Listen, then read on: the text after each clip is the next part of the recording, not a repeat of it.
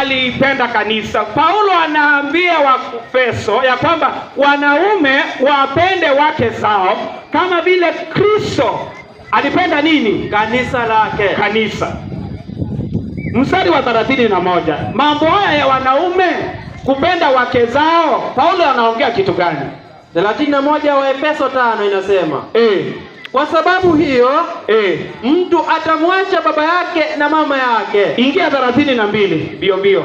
Siri hiyo ni kubwa. Mambo hii ya wanaume kupenda wake zao ni siri kubwa, ila mimi nanena habari ya Kristo na kanisa. Kwa hivyo Paulo anaposema wanaume wapende wake zao, anaongea kuhusu Kristo akiwa mume na kanisa ikiwa mke wake. Kwa hivyo kanisa ndio mke wa Kristo.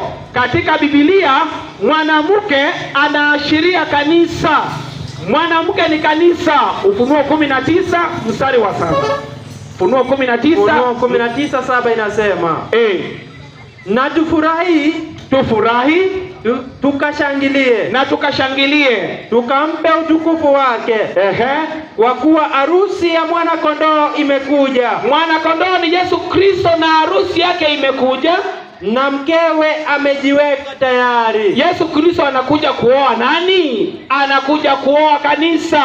Mwanamke ni mfano wa kanisa katika unabii, na ndiyo maana katika Biblia wanawake ni wawili, na katika Biblia nzima makanisa ni mawili. Hatuna makanisa mengi katika Biblia.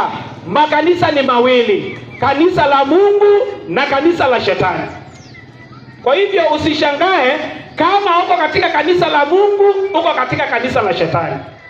Lakini leo makanisa ni mengi, ulimwengu mzima umejaa makanisa. Kila hatua 50 ni kanisa. Jana tuliona unabii unasema hakuna jambo linaweza kutokea ulimwenguni Mungu asiweza kufunulia watumishi wake ambao ni manabii. Isaya mlango wa 4. Kwa nini leo tuna makanisa mengi? Mungu aliyaona, hakuyaona. Na tunawezaje kutambua kanisa la Mungu la kweli kutokana na haya makanisa mengi ya siku ya leo? Isaya 4 mstari wa 1.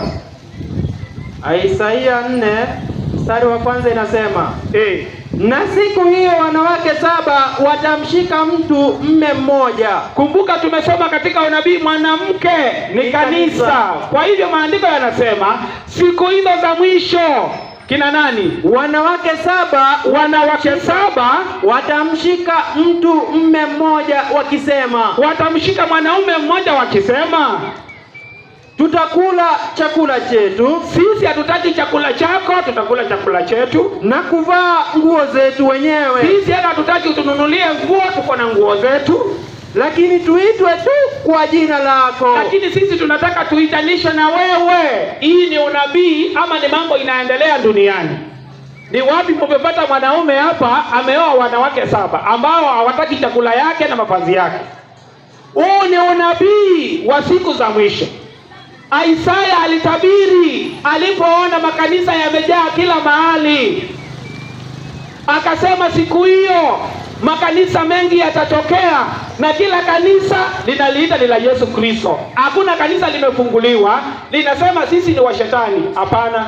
Kila kanisa Yesu Kristo ni Mwokozi. Kila kanisa Kristo ni Mwokozi. Lakini huyo Yesu Kristo ambaye ndio Bwana wa kanisa wamemwambia hatutaki chakula chako. Ni chakula gani ambacho Yesu Kristo anatoa? Yohana 6:48.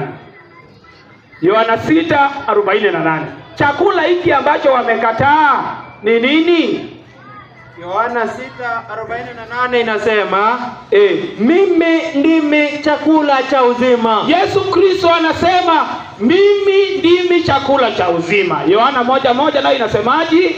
Hapo mwanzo kulikuwa na neno, naye neno alikuwako na Mungu, naye neno alikuwa ni nani? Naye neno alikuwa ni Mungu. Kwa hivyo maandiko yanaposema wanawake hao wanakataa chakula ambao Yesu Kristo anasema ni chakula, Yesu Kristo anafunuliwa kupitia kwa neno lake.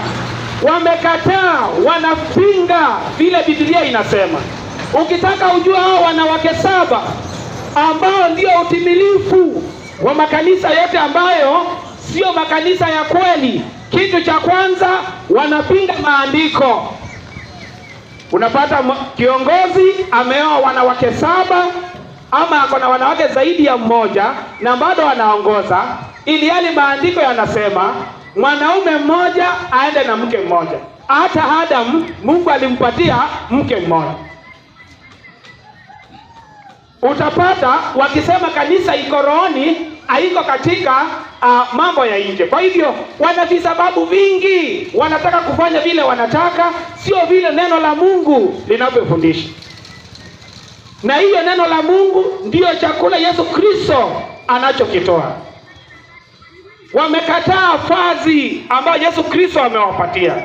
Vazi hilo ni kitu gani? Ufunuo 19 mstari wa 8. Ufunuo 19 tuanzie 7 ndio tuingie 8. Bio 7 inasema na tufurahi tukashangilie tukampe utukufu wake, kwa kuwa harusi ya mwana kondoo imekuja, na mkewe amejiweka tayari. 8 inasema naye amepewa kuvikwa kitani nzuri. Yesu Kristo amepea mke wake ambao ni kanisa lake nguo nzuri ya kitani ing'aravyo, na inang'ara, safi na ni safi. Kwa maana kitani nzuri hiyo ni matendo ya haki ya watakatifu. Tuambie tena, hiyo nguo nzuri wanakataa ni kitu gani? Kwa maana kitani nzuri, kitani nzuri, twende polepole, hiyo ni matendo ya haki ya watakatifu. Hiyo matendo ya haki ya watakatifu. Kwa hivyo watu ambao wanamfuata Yesu Kristo, matendo yao ni matendo ya haki. Hawana matendo ambayo hayaandamishi na haki ya Yesu Kristo. Na ndiyo maana siku ya leo utawaona wengi ambao wamedanganyika, wanaenda katika njia ambazo ni za kushangaza, ya kwamba wamelikataa vazi la Yesu Kristo ambao ni matendo ya haki. Leo watu wamesema kanisa imebaki rohoni. Usiniulize nafanya nini, ninakula nini, ninaendana namna gani. Ya kwamba wokovu uko katika roho. Usiangalie ninachosema, ninavyovaa, ninavyokula.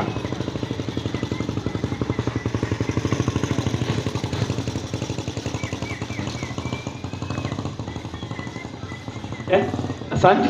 Kwa hivyo utapata ya kwamba wanasema ya kwamba usiangalie vile nimevaa, vile ninakula, vile ninaongea, vile ninaishi, hiyo wachana nayo. Wokovu wangu, kanisa yangu iko moyoni. Ni uongo mtupu, ni uongo mtupu. Kama sisi ni wafuasi wa Yesu Kristo, kitabu cha Petro wa pili mlango wa 2 mstari wa 21 nasema tufuate nyayo zake, tutende kama vile alivyokuwa anatenda. Msikilizaji mpendwa, tunajaribu kuangalia, kwa sababu katika Biblia wanawake ni wawili. Kanisa la Mungu ambalo ni safi ni moja, inapatikana Ufunuo 12. Ndiye huyu mwanamke ambaye ni bikira. Lakini kanisa lisilo la kweli ndilo ile limewakilishwa na huyu mwanamke wa Ufunuo 17, ambayo amekalia huyu mnyama mwekundu. Na ndiyo nataka jioni ya leo tuweze kumuelewa vizuri ni nani. Hivyo twende pale Ufunuo 17. Ufunuo 17. Naam. Tumuelewe vizuri huyu mwanamke ako namna gani. Kwa sababu Yohana aliambiwa njoo, tusome tena mstari wa 3. Mstari wa 3 inasema akanichukua katika roho hata jangwani, nikaona mwanamke ameketi juu ya mnyama mwekundu sana. Akaonyeshwa huyu mwanamke amekalia mnyama mwekundu sana, mwenye kujaa majina ya makufuru, ambaye alikuwa na majina ya kumtukana Mungu, mwenye vichwa 7 na pembe 10. Vichwa ni 7 na pembe zake zilikuwa 10, ni sawa na huu ufalme wa 4. Na mwanamke yule alikuwa amevikwa nguo ya rangi ya zambarau. Tumeona ya kwamba mwanamke ni kanisa, kwa hivyo amesema ya kwamba amevikwa rangi ya zambarau na nyekundu, pia amepambwa kwa dhahabu, kumaanisha huyu si mwanamke maskini. Hili ni kanisa tajiri, kanisa ambalo sio ya kufanya harambee likitaka kufanya mambo yake. Ni kanisa tajiri. Na kito cha dhamani, na amepambwa na vito vya dhamani, na lulu pia. Naye alikuwa na kikombe cha dhahabu mkononi mwake.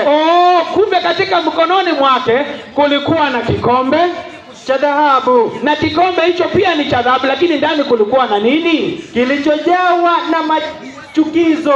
Ndani yake kulikuwa na machukizo na machafu ya uasherati wake, na machafu ambayo alitumia kufanya uasherati nayo.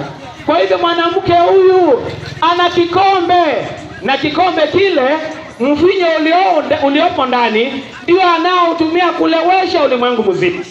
Na ndiyo maana pale katika mstari ule wa pili maandiko yalisema ya kwamba amezini na wafalme wa dunia, ama ameingililia mambo ya siasa kwa sababu kwa mvinyo wake. Na tena wanaokaa juu ya dunia wamelewa na wameleweshwa na kikombe hiki ambacho kina mvinyo wake. Na ndio nataka nikufunulie jioni ya leo ni vipi ambao ulimwengu wa leo wanaokaa wameleweshwa na mvinyo. Mvinyo ni mafundisho ambayo mwanamke huyu ama kanisa hili limeleta katika ulimwengu. Na fundisho la kwanza ambalo limefanya dunia iweze kulewa ni ile fundisho ambayo inasema Yesu Kristo alifufuka siku ya kwanza ya juma, na alipofufuka siku hiyo ndio tunapaswa kwenda kumwabudu. Siku hiyo sasa ndiyo siku ya Sabato. Na ndiyo maana hata siku ya leo wengi wa Wakristo wanatunza siku ya kwanza ya juma, wasijue ni huyu mwanamke. Ni kanisa hili lilileta fundisho hilo baada ya kujaribu kubadilisha sheria za Mungu. Wakaiondoa Sabato kutoka siku ya saba, wakaipeleka siku ya kwanza ya juma. Fundisho lingine la pili ambalo limefanya dunia ilewe ni fundisho ya kwamba eti watu wakifa wanaendelea kuishi, kuna mahali wanaendelea na maisha yao. Na ndiyo maana wakaanza kufundisha eti ya kwamba mtu akifa anaenda mahali kunaitwa toharani. Ati mtu akifa anaenda toharani akingojea labda aende kuzimu ama aingie mbinguni. Alafu wakasema ukiwa pale toharani, ukienda umlipe padri pesa, atakuja atakuombea, hata kama ulikuwa uende kuzimu, sasa utaingia mbinguni. Fundisho ambalo si la kweli, na hakuna fungu hata moja ya Biblia inasema maneno hayo. Watu wakatoa pesa nyingi wakinunua vitu vilivyokuwa vinaitwa indulgences, wakalipa, na hata leo watu wanaendelea kulipa eti mtu wao akifa sasa aombewe aingie mbinguni. Uongo mkubwa.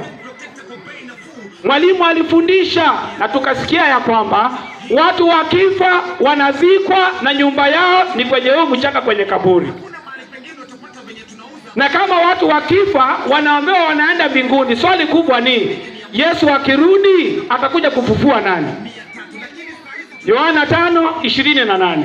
Kama watu wakifa wameombewa wameenda mbinguni, Yesu anarudi duniani kufanya nini? Anakuja kufufua nani?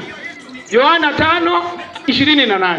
Msistaajabie maneno hayo. Yesu mwenyewe akawaambia watu msistaajabie maneno hayo, kwa maana saa yaja, saa inakuja ambayo watu wote waliomo kaburini. Kumbe watu waliokufa wako wapi? Kaburini. Wako kaburini, alafu wataisikia sauti yake. Yesu anaporudi watasikia sauti yake, nao watatoka wale waliofanya mema kwa ufufuo wa uzima, wale waliofanya mema kwa ufufuo wa uzima, na wale waliotenda mabaya kwa ufufuo wa hukumu. Bila shaka waliotenda mabaya kwa ufufuo wa hukumu. Kwa hivyo maandiko yako wazi ya kwamba watu wakifa hakuna mahali wanaendelea kuishi. Sasa mnaniuliza na mimi ninaingia aje katika maneno hayo? Leo naona mtu akifa kila mtu anaandika RIP, rest in peace. Mimi nauliza swali, mtu amekufa anahitaji amani gani? Mtu ambaye amekufa nani anaenda kumsumbua huko? Niliangalia tu documentary moja ya jamaa mmoja hii Kenya yetu, alikuwa anawasumbua watu waliokufa na aliokoka na akaacha hiyo kazi ya kusumbua watu waliokufa. Siku hizi anahubiri pale Nairobi. Kwa hivyo tunapoambia watu rest in peace, nani anawasumbua wakiwa wamekufa? Hiyo ni kuamini ya kwamba wakifa kuna mambo mengine wanaenda kufanya huko, tunaanza kuwaombea amani. Mtu amekufa, hata ukisema rest in peace, hakuna amani anahitaji. Mchanga unarudi kwa mchanga na roho inarudi kwa aliyeitoa. Na hivyo sisi tunachukua mchanga ambao ni mwili, tunarudisha kwenye udongo, na atakaa pale mpaka Yesu anaporudi mara ya pili, afufuliwa kwa uzima wa milele kama alitenda mema, ama afufuliwa kwa hukumu kama hakutenda mema. Kwa hivyo msikilizaji mpendwa, huo ni uongo ambao unatoka katika kikombe hiki, eti ya kwamba watu wakifa ati sasa kuna mahali wanaendelea kuishi, ama tunaweza tukawaombea tukawabadilisha waingie mbinguni. Haiwezekani. Mtu akifa, mlango wake wa rehema umefungwa na anangojea mpaka Yesu arudi mara ya pili, afufuliwa kwa uzima ama afufuliwe hatimaye katika ile ziwa la moto. Ni fundisho la uongo mkubwa. Nataka kusema uongo wa tatu ambao dunia inaleweshwa nao, na ni fundisho ya kwamba watu wanaweza wakabatizwa hata wakiwa watoto wadogo. Leo ni jambo la kushangaza ya kwamba watu wanabatizwa, watoto wanabatizwa baada ya kuzaliwa. Kitabu ni kile cha Mathayo 28:19. Mathayo 28:19 inasema, basi enendeni mkawafanya mataifa yote kuwa wanafunzi, mkiwabatiza kwa jina la Baba na Mwana na Roho Mtakatifu, na kuwafundisha kuyashika yote niliyowaamuru ninyi. Marko 15:16. Marko 15:16. Ubatizo unafaa kuja baada ya mtu kufundishwa na kuamini. Sijui ni 15:16 ama ni 16:15. Angalia hilo fungu Marko. Kwa hivyo mtu ambaye ameamini na baada ya kufundishwa ndivyo anaweza akabatizwa. Lakini shaajabu, leo tunaona watoto wadogo wakibatizwa. Ni 16:16. Marko 16:16. Azia 15. Akawaambia, Yesu akawaambia, enendeni ulimwenguni mwote, enendeni ulimwenguni kote, mkaihubiri Injili kwa kila kiumbe.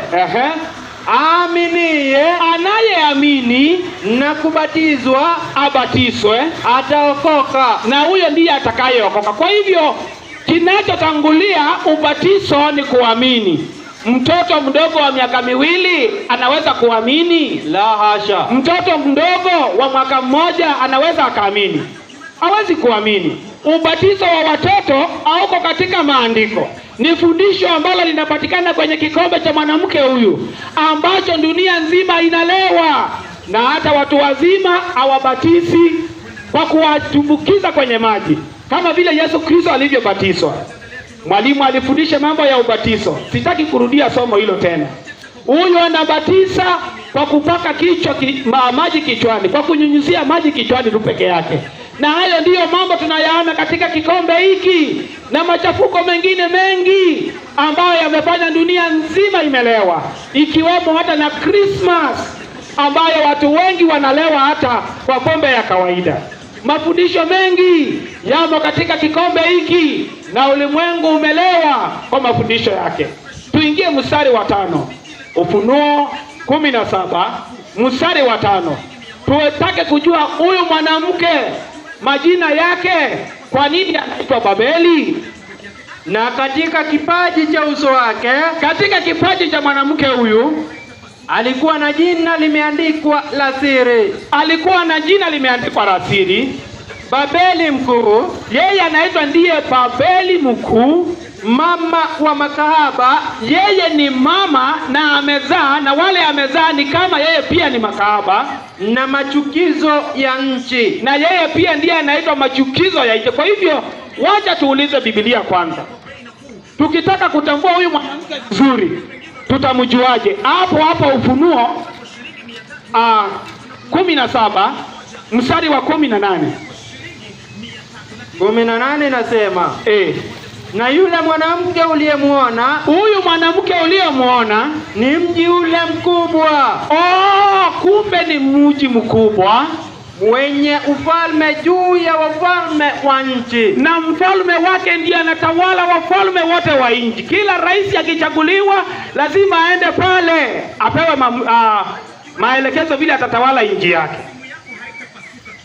Nataka kumwelewa vizuri, tusomee tena mstari wa 9. Mstari wa 9 inasema hapo ndipo penye akili zenye hekima. Hapo sasa ndipo penye akili zenye hekima. Vile vichwa 7 ni milima 7 inayokalia mwanamke huyo. Hii vichwa 7 ni ile milima 7 ambayo mwanamke huyu amekalia.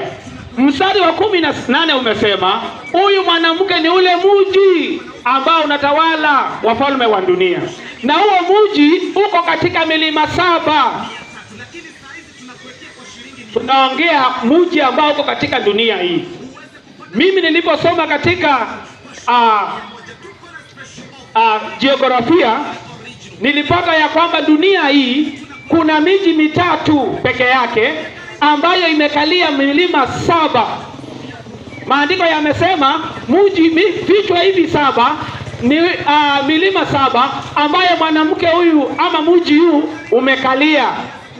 Na nikasema ukizunguka dunia nzima utapata kuna miji mitatu ambayo imekalia milima 7. Mji wa kwanza ni mgani? Ni jirani yetu hapa, Kampala. Wale wamewahi fika Kampala? Kampala imezungukwa na milima 7. Mji wa pili ambao umekalia milima 7 unapatikana pale Middle East. Mji wa Jerusalem umezungukwa na milima 7.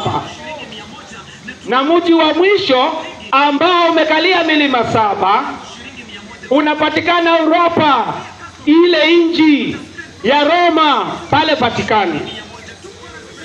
Vatican pia ni mji ambao unakalia milima 7.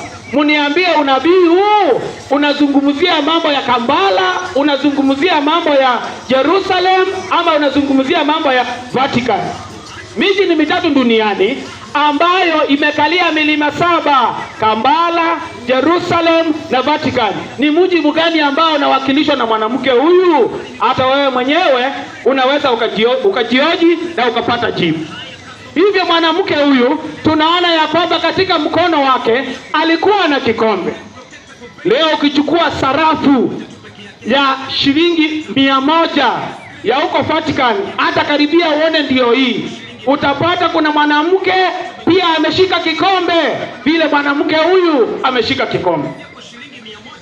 Kwa sababu ya unabii hauwezi kukosea hata kidogo. Hivyo utapata ya kwamba ufalme huu, kanisa hili, mji huu unatuelekeza pale Roma. Sikilizaji mpendwa, maandiko yamesema mwanamke huyu ana jina ya kwamba yeye ni Babeli mkuu na ndiye mama wa makahaba. Na ni kweli ni mwenye kufanya ukahaba, lakini ukahaba wake ni special kwa sababu sio mwanamke, ni kanisa. Ezekieli 16 anzia 31. Wacha usikie ukahaba wake ni wa aina gani, ndio azae pia awe na watoto ambao pia ni makahaba. Anafanya ukahaba wake kwa njia gani? 31 Ezekieli 16. Apendaye kutawala watu. Tuingie tu 32. 32. Mke wa mtu azinie. Ikiwa mke wa mtu anazini, akaribishaye wageni badala ya mmewe. Ni yule ambaye anakaribisha wanaume wengine badala ya mume wake. Huyo ndiye mwanamke ambaye anazini. Kwa hivyo ukahaba ni mwanamke anayekaribisha wanaume wengine badala ya mume wake. Tuendelee msomaji. Watu huwapa makahaba wote zawadi. Mwanaume akienda kufanya ukahaba lazima alipe, lazima atoe kitu kidogo. bali wewe unawapa wapenzi wako wote zawadi zako. Lakini sasa kahaba huyu, maandiko yanasema haitishi chochote, yeye ndiye anawapea wale wanaokuja kwake zawadi.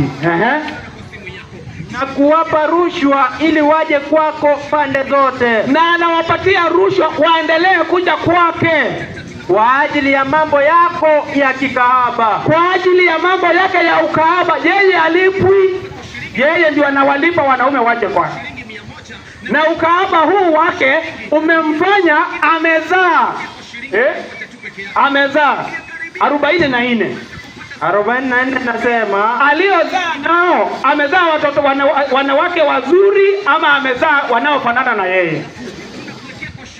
Tazama, kila mtu atumiaye methali atatumia methali hii kinyume chako. Akisema nini? Akisema kama mama ya mtu alivyo, kama vile mama huyu alivyo, ndivyo alivyo binti yake, hivyo ndivyo atakavyokuwa binti atakayemzaa. Na ndiyo maana tunaona ya kwamba mwanamke huyu ni kahaba, kwa sababu ni kanisa ambalo limemwacha Yesu Kristo, ambalo linafundisha mambo yako katika maandiko, ambalo linazingatia mambo ya tamaduni, imeleta mambo ambayo hayamo katika maandiko. Yeye ndiye aliyebadilisha ibada ya Mungu akapeleka siku ya kwanza ya juma, na watu wengi duniani wanaendelea kufuata hilo, wasijua ya kwamba wanafuata uzinifu wake. Na ndiyo maana waliotoka kwake walipoenda wakisema ni Waprotestanti wanampinga, walipotoka wakiprotest, waliendelea kutunza siku hiyo hiyo ambayo yeye mwenyewe aliianzisha.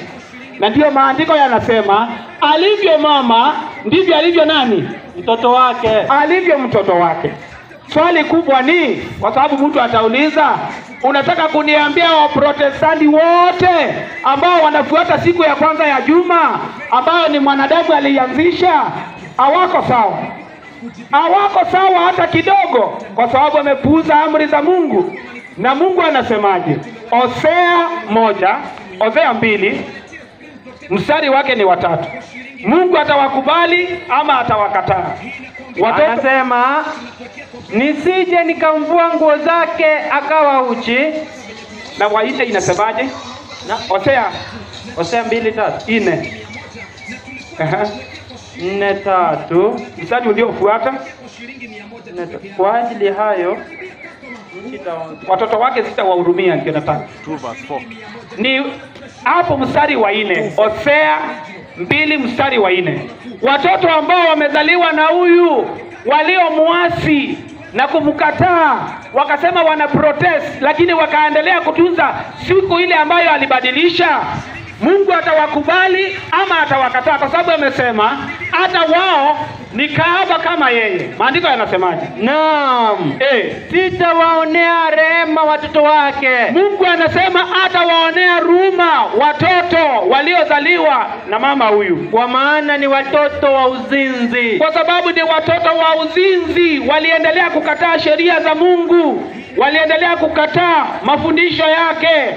Na ndiyo maana Mungu anasema, jameni, tungekuwa waangalifu hasa katika mambo tunayofanya.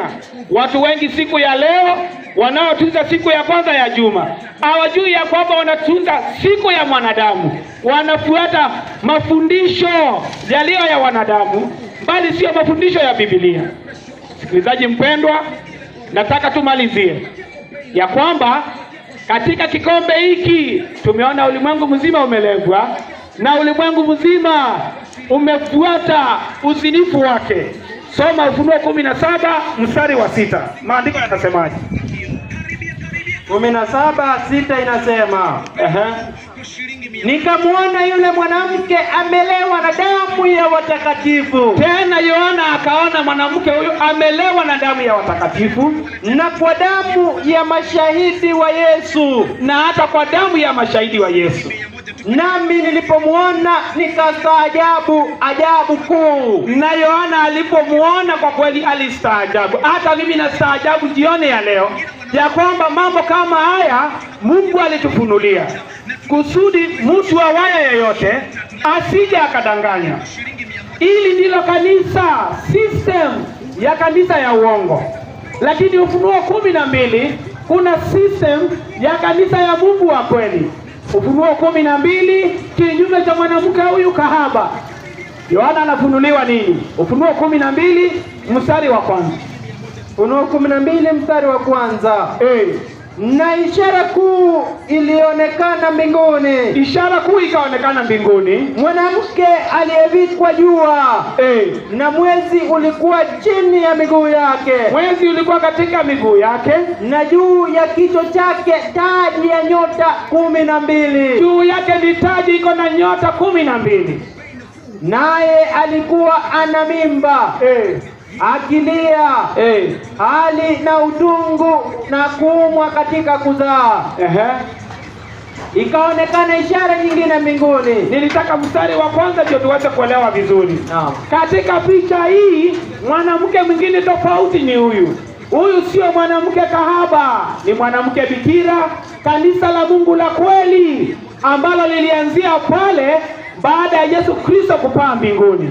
Ameambiwa mwanamke huyu amevikwa jua na amekanyanga mwezi, kwa sababu kanisa la Kristo katika Agano Jipya limejengwa juu ya mitume na manabii. Manabii ni Agano la Kale na mitume pia Agano la Kale. Na ndipo tunaona ya kwamba amevikwa jua ambao ni nuru kubwa ambayo inatuangazia katika Agano la Jipya. Na tena tunaona katika kichwa chake alikuwa amevaa taji, na hilo taji lilikuwa na nyota ngapi?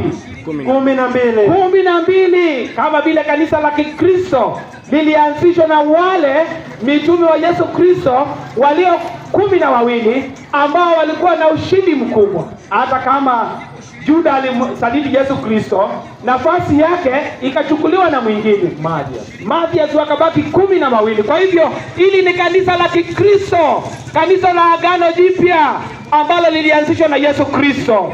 Yesu Kristo alipokuwa duniani aliacha kanisa ya Sunday ama aliacha wa Sabato? Nataka kutoa pesa ingine. Ukileta fungu ya kwamba Yesu Kristo aliacha wa Jumapili, leta hilo fungu, bado 5,000 ingine nimeongeza. Yesu aliacha wa Sabato.